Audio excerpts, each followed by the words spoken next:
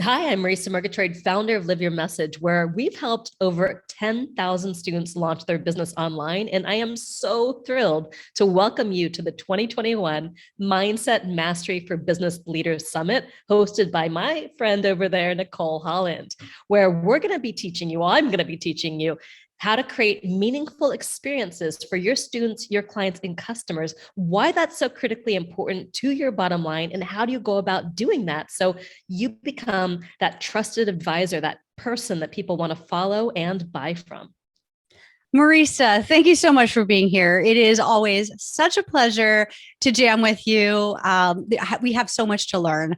So, because our time is limited, I want to kick it off and I want to ask you when you came to realize that there was a problem in the industry, when you came to realize that things were not kind of going optimally, or you recognized that people weren't giving experiences that really provided the results that you cared about. What was that kind of awareness? Like, how did that come up for you? And then what did you realize you could do differently for to create something that kind of had never been done before? Well, absolutely. Well, first of all, let's talk about what this industry is. So I work with a lot of coaches, teachers, trainers, healers, doctors, creatives, service-based professionals who really want to create some kind of transformation in the lives of their students, clients, and customers. And I've personally been focused on creating online courses and online experiences for people. And when I first got started a decade ago, and I can't believe it's been a decade, I always tell people that internet marketing years are like dog years. So that makes me in my 70s right now, even though I don't look it. So what I realized is that, I was selling people my courses and I thought they were phenomenal courses. I put my heart and my soul into it, but I noticed that people were dropping out and they weren't following through and they weren't getting the results that I promised. And I remember going up to a colleague of mine and saying, are you seeing this happen? Are you having people buy, but then just fall out somewhere along the way? And she looked at me and she said something that just changed my life pretty much instantaneously. She said, Marisa, maybe some people just aren't meant to succeed. And that felt like a punch in the gut because I believe that everyone, including you, is meant to succeed given the right training, the right guidance, and the right support. And yet the numbers don't lie. How could we have an industry where up to 97% of the people who are buying courses and programs to improve their lives aren't actually having the result of improving their lives? And so I set about on a mission to really reinvent online education around the world so results and engagement become the norm and not the exception. And I found inspiration in a really surprising place, the world of apps and games. So, right when I was having this kind of profound insight that I was creating things that weren't at the level of service and transformation that I wanted, something was happening in the world. It was 2016, I think the summer of 2016, and my husband and I were in Rome. And it was the very last day of about a 2-month trip. And we were walking home from dinner when we're passing this dark alley and we see this couple kind of shuffling in the shadows. And I was a little bit freaked out. Okay, I didn't know if we were about to get jumped. And Murray says 2 words. He says, Pokemon Go. And they start giggling and they leap up and they kind of go off in search of more Pokemons. And within the matter of like the month that we were away, the whole world had Pokemon fever. And you saw grown adults just scurrying after these little virtual creatures by the thousands in public places. And I thought the whole world had gone crazy. And I knew we were addicted to our cell phones, but that just showed me the level of that addiction. So, how is it that millions of people around the world are investing millions of hours on things like chasing virtual creatures? But when it comes to achieving our biggest goals and our hopes and dreams in life, people can't follow through.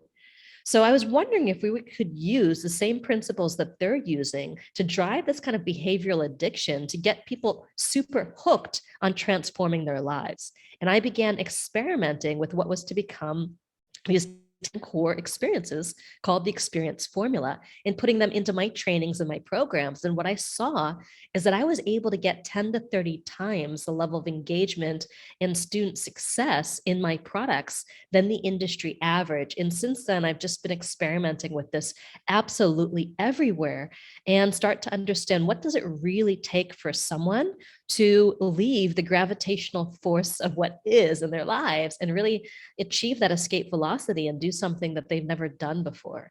And that's kind of what I've been working on and the body of work that I've been creating and the thing that I help my students, clients, and customers do. And I've helped over 10,000 students at this point in time. And I'm really proud of not just my own success and what I've been able to create in my business, but ultimately my students' success and what they've been able to create in the lives of the people they serve. Amazing. And of course, you know this, but maybe my audience doesn't.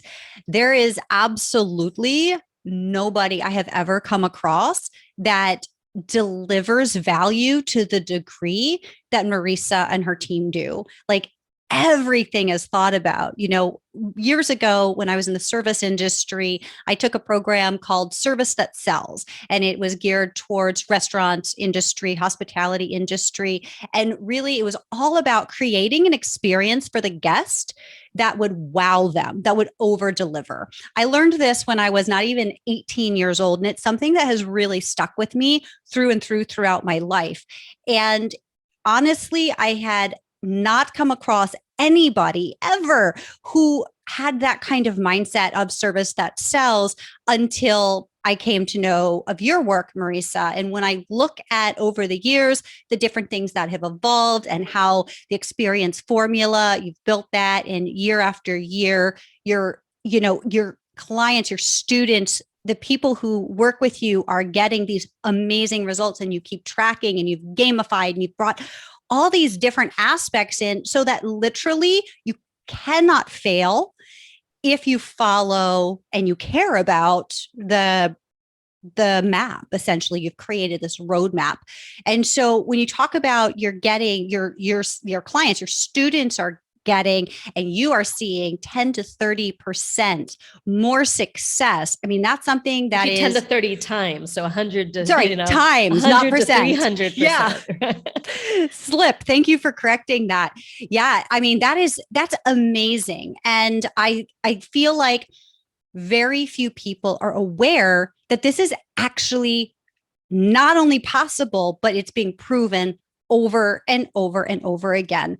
So I'd love for you to share with us, what do you think we need to understand and internalize as business leaders when we consider the results that our company, that our team delivers to clients, to students, to customers? What do we need to consider for ourselves to help us understand why an experience formula applied to anything we're doing is so vitally important today? Yeah, absolutely. Well, I think the first thing that you need to understand as an entrepreneur, as a business owner, is that customer success is the new marketing. And when your customers succeed, you succeed. When they win, you win. And I feel like so much of business training and marketing is focused on what you want to give, what you want to achieve, the money that you want to make, the Lamborghinis you want to have in your garage, whatever it happens to be. And that's great. I mean, Zig Ziglar famously says that you can have anything you want in life if you'll just help enough other people get what they want. And so many people focus on the what I want in my life, but that other half of the equation, which is helping enough other people get what they want, can sometimes be missing. So a lot of times when it comes to helping people get what they want, a lot of times what we want is we want to solve a problem. We want to achieve a goal. We want to complete a project. We want to enhance our skills and our performance in life. We want to do, be, feel, have, overcome, or achieve something specific. And yet so much of online education, for example, is about information or knowledge transfer. And people don't change their lives through information alone. If they did, we'd all be living in Googletopia. But a lot of times more information just leads to more mental paralysis because we're not just logical creatures, we are emotional creatures as well. So understanding how to move people emotionally and not just through information is so important. I mean, there's so many examples of people who need to change, for example, the way they eat in order to survive, right? And they can't do that even when they've got a serious disease. And if people can't change their behavior to save their lives, then something's seriously wrong here. So much of the secret to how do you move people to life-changing action relates to understanding what's happening in our brains, right? So inside of our brains, we've got a punishment and reward system. And when we have clear goals and we're moving towards our goals, our brain releases a powerful chemical of happy, a powerful kind of cocktail of happy chemicals like dopamine, right? And we feel good.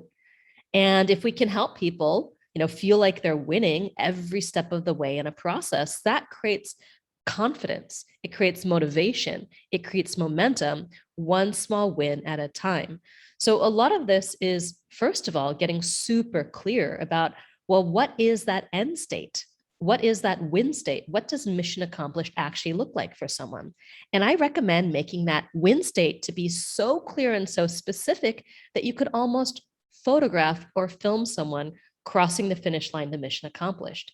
And I feel like so often we've got products or services, stuff that we want to deliver, but we don't get that clear on what the outcome or the transformation is. So we're trying to sell the emperor's new clothes. We're trying to sell this invisible transformation to people. And when we're all limited in the amount of time that we've got, we make decisions to take action and to make investments based on what can we get right now, right? So we need to be able to see that transformation with a lot more clarity. So it comes right down to what is the thing that you're really trying to sell, but not just what are you selling, what are your students, your clients, your customers going to receive, right? Yeah. And once you've got that clarity, then you can create an experience in which they feel like they're winning each step of the way as they're making progress towards that end goal, towards that finish line. Amazing. And I think this really applies to anything. So whether folks are in software or they're in yoga or whether they're like, it doesn't matter. It's something that we can apply when we're conscious and aware, and when we want to make sure that I use the term chunking it down to where we look at each step, each micro step, I guess. And so if I'm hearing you right, when we can give our buyer a win right out of the gate, a little win, and then a little win, and then a little win, and we can really guide them to getting the results they're buying. That's where people get excited and the momentum grows. Yeah. Absolutely. Because a lot of times changing your life, it feels like it's this endless process. And what happens is people like work, and then they give up. But what I'm talking about is creating what I call the action reward cycle. So you take an action, you get a reward, you take an action, you get another reward, and onwards and upwards and onwards and upwards. So there's that kind of positive reinforcement every step of the way that triggers the reward system in our brain, or what I call it pushes the dopamine button in our brain to release those happy, pleasurable feelings. And science also shows that when people are not moving forward like that, it actually inhibits the release of dopamine. Right. And so then we start to feel frustrated. We start to give up. And when you unintentionally use what I call the anti-experience formula, the kind of experiences that people unconsciously put into their courses, because it's quite frankly what we learned in school, right? Then that will trigger what I call the downward death spiral, where people start to get more and more frustrated and they ultimately give up. Sometimes they refund, sometimes they just walk away. You don't get a referral, you don't get a happy customer, you don't get a repeat sale. And instead, you have someone who might be leaving a negative review about you, and then you start to lose confidence in the work that you do, right?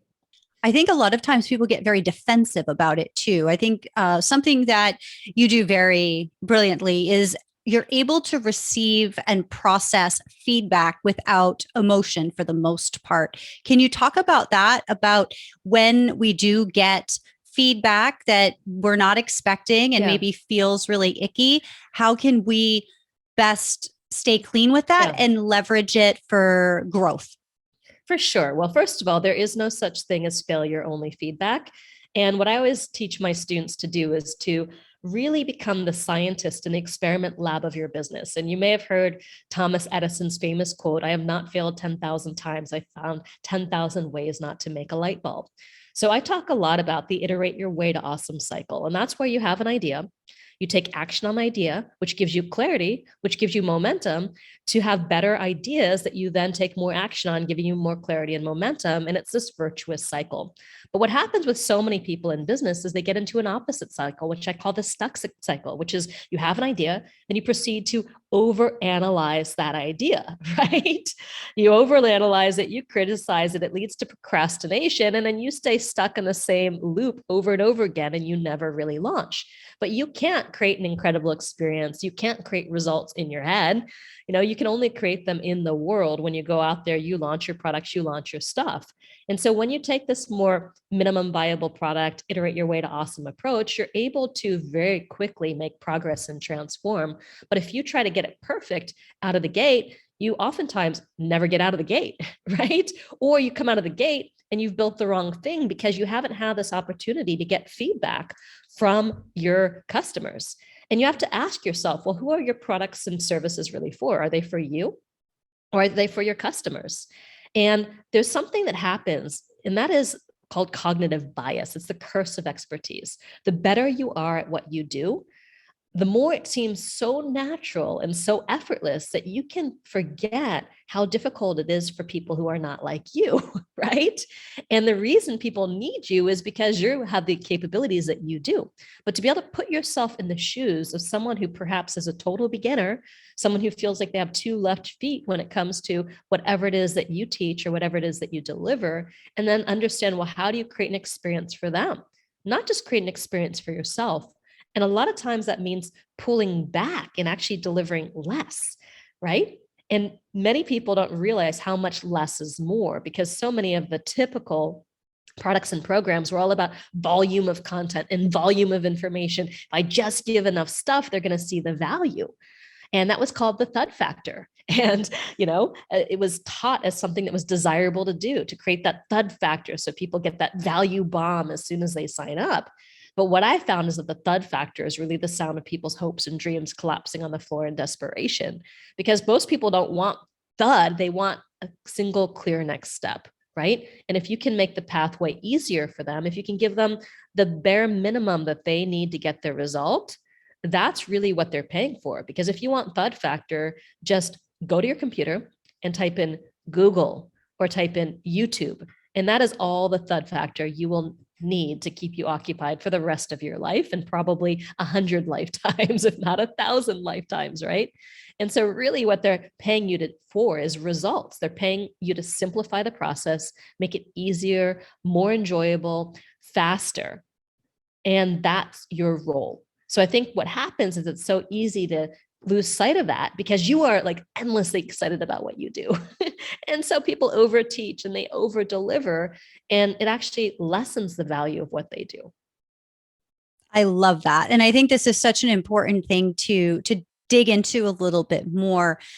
Something that, I've been through that for sure. And one of the mindset things that for me was prevalent at the time, when I was always like, oh, it's not enough. I've got to give more. I've got to give more. It was about my mindset, about my own value. And if I don't do more, people they're not going to feel like they got enough. Right. And so it was a really difficult shift, but one I was very conscious and determined to make, to go from that more is more mentality into less is more. And let's lighten the load. Let's simplify things. And let's just give that one little win before we go to the next step. I used to believe we have to give it all up front, or, give them access to everything up front.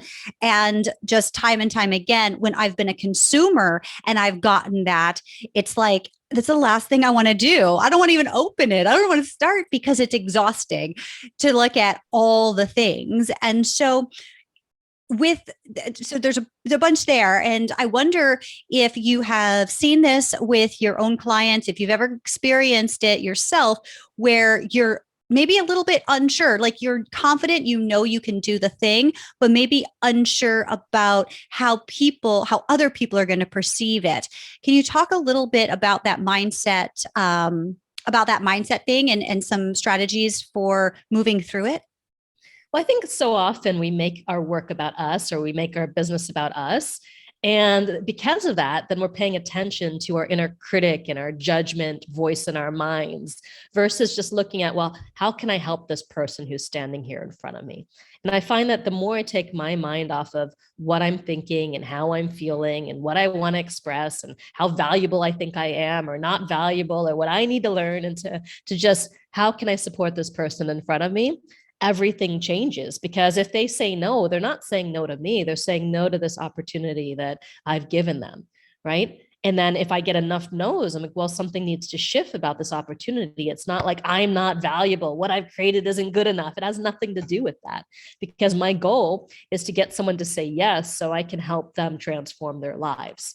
So it's really about shifting the narrative from your inner voice, that inner critic, to simply being of service in the world.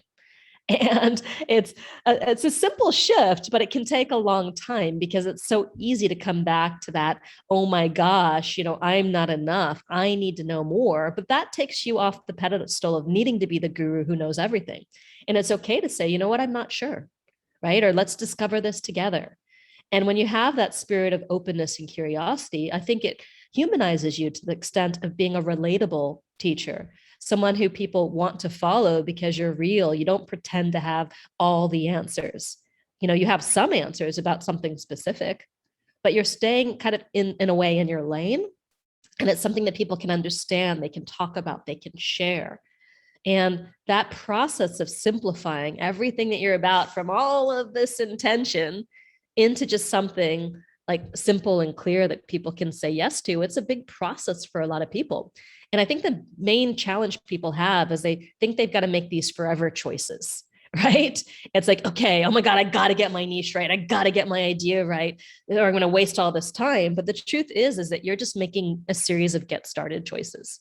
And if you start to think about each choice point as a get started choice instead of a forever choice, you're like, well, let me try this out and see what happens. Oh, okay, that didn't work. That worked. All right, let me try this now. Let me try this now. And it's you're following the trail of crumbs, essentially, out of the forest and into the light to whatever destination you want. And you've got to be willing to take that kind of mindset of making these series of get started choices. So it helps to have, on the one hand, a proven pathway to follow, right? So you're not reinventing the wheel. But on the other hand, this willingness to not know and to not figure everything out in advance, to just surrender into the process and see what happens, because that's where the greatest learning is. Otherwise, it's presumptuous for me to think that I know exactly what to do to help you get this transformation. Now, I've created courses that have served over 10,000 people. So along the way of being in this process with my students, I'm like, okay, well, let me try this. Let me try this. And simply,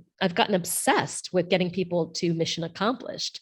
And over the years, we've gotten more and more and more people over the edge. And a lot of that's about realizing, well, everyone's not exactly like me. So how do I serve different kinds of people in my courses and my programs? How do I design for different learning styles, different types of people, different ages, different cultures? I mean, our students range from being in their teens to being in their late 80s. And we have people from half the countries of the earth who are buying our products. And so that's a lot of different kinds of people to support. So if I made it about me or what I want to teach or how I want to teach it, I'd be really losing sight. I'd have not having my eyes on what's really important there. And so I think this ability to, in some ways, you're allowing your message and your products and your business to pass through you, because your personal story and your vulnerability is what attracts people. So it's like you're using your life and your story as a bridge to create this connection, but at the same time, kind of surrendering into what you don't know and into being willing to kind of listen and be in a feedback loop with the people who are buying to make what you do better and better and better. And I think that takes a little bit of humility, a little bit of, let's say, maturity. But at the same time, it's incredibly liberating, because I feel like I get to learn every single day from my students as much as they're learning from me. And it becomes this two-way process versus just this one way, here's my content, consume it. That doesn't really work anymore. No, I love this. And iterating your way to awesome. It really is like play. I have found that for me, as I've gotten more and more into the awareness of that and practiced it, it is more fun. It's more fun to co-create. It's more fun to collaborate and to take something that I know works for me and in that transfer be able to also listen and feel into and hear into how the other party is applying it and learn how they would love to if it's if it's not already giving them the results, just being again humble and removing the ego from it and getting curious and playing to find out what would be, what could be, what can we do differently, what can we do together, what can we do to expand the results that I had in mind or that they had in mind, and together create something really cool. Awesome. Totally. Well, Stephen Pressfield, who wrote The War of Art, wrote a book called Nobody Wants to Buy Your Shit. And I think it's an incredible starting point to be like, nobody wants to buy my shit. It's not about me. They're not buying me, They might be, drawn towards you because of who you are and what you stand for and how you're doing what you do, but they're ultimately buying what it is that you're going to help them create in their lives. And I think as long as you remember that, it's incredibly humbling. So sometimes when I see what's happening over like the influencer world, a lot of times that's this misplaced notion of making it about them. And I think that you can still be, a channel for the work, a channel for the transformation. You can still use your life, like I said, as a bridge for people to connect. But ultimately, it's always remembering what is it that you're really creating for them. Amazing. Okay. I'm going to ask everybody, we're going to pause for a sec, and I want everybody pull out your phone. So I'd love for you guys, if you are getting value, and I know you are, I would love for you to take a quick screenshot right now and post that up on your social media. Use hashtag MMFBL, Mindset Mastery for Business Leaders, hashtag MMFBL.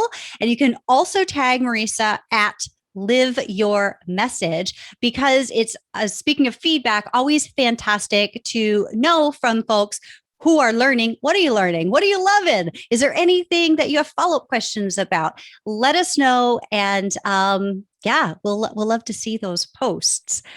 So Marisa, if you consider all of the things that have gone into your success over the years, and not just with the the experience product masterclass, but even like you were my introduction, as you know, to the online space. I didn't even know anything around here existed, right? So I wound up at the end of 2014 when I was ready to quit what I felt was my soul-sucking job. And I was looking to coach again, but to leverage online, because I had coached. I had a thriving practice in the past, but I was completely foreign to the idea of finding people online. It was completely foreign to me and really scary, actually. Very different than now, where everybody's very familiar with Zoom, with online, thanks to the pandemic in large part. So I came across you, as you know, during your superhero summit, and you were an inspiration to me in so many ways. And this summit today is happening in part because of what I learned from Marisa all these years ago. You have a decade of experience in the space. If you think back over all of it and you think about your transformation personally from film and what you were doing before till now, what are some of those key pivotal moments that helped you, to reference Gay Hendricks terminology, take big leaps over and over to get to that next level of success? Can you think of anything? Well, I honestly feel like I'm taking small steps every day versus big leaps. And I think that's really what it's all about. I think everyone's thinking about it's the big leap, right? It's the big thing that you're going to do. And ultimately, a lot of small steps every single day equal gigantic leaps over time. And for me, it's honestly been the practice of showing up every single day and getting to work, right? Understanding what's important, and then focusing on that, without excuses, just showing up for myself every single day, day after day after day, in this exploration of what I'm creating and what's evolving.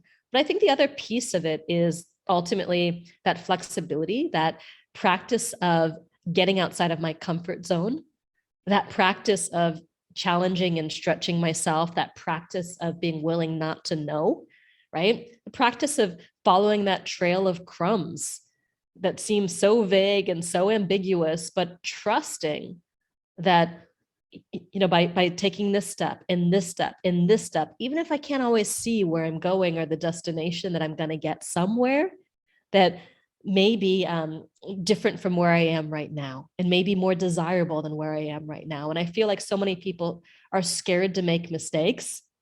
So they either don't take steps at all, or they take these just giant leaps that are almost like reactive of like building up the pressure, like, oh, hey, let me do something huge. And that's great. Like, you want to take those things. I mean, part of that for me, some of the bigger steps have been things like leaving my job, investing in myself, making the decision to create a business, making a decision to go from doing one-on-one coaching and services to creating one-to-many products. Like, all of these decision points along the way were kind of the larger leaps and things and choices that I made. But it's not just about making those original leaps. It's really about recommitting every single day and taking action every single day. And I think that's really the most important thing that I could say. I wish I could encourage people to do, right? It's that how are you living your life in alignment with what you say that you want to achieve? And I feel like people are running laps every single day in their minds, right? Imagining what could be and thinking about every possible scenario, what could go right and what could go wrong. But if you can spend some of that time simply doing the work, you'll quickly be able to create everything that you've seen in your mind. So beautiful. I love that, recommitting every day. Well, I know we've got to hop off, and I appreciate your time so much. Before we do, I would love for you to let us know, how can people continue the conversation with you, and any final words of wisdom? Well, absolutely. So if you are interested in creating, whether it's online courses or really improving your one-to-one client experience or small group coaching programs, whatever it happens to be, masterminds, and you're interested in learning more about these 10 core principles of the experience formula, as well as the 10 anti-experiences that you want to avoid, I've got some free training that will help you get started implementing this in your business right away. So Nicole's going to drop a link here in the show notes so you can go over and just check out this free training, and you can start using this formula in your services or in your products or in your programs right away, and watch how people respond differently, how excited they get. The results that you can get, for them and with them are incredible. And I look forward to seeing the kind of notes you're going to get in your inbox when you start really changing the way that you work with your clients, your students, your customers, to focus on getting results for them and doing it in a way that's fun, that's enjoyable, that pushes their dopamine button. Amazing. Thank you so very much. I really appreciate your time and your wisdom and sharing with us today. Absolutely. Thank you.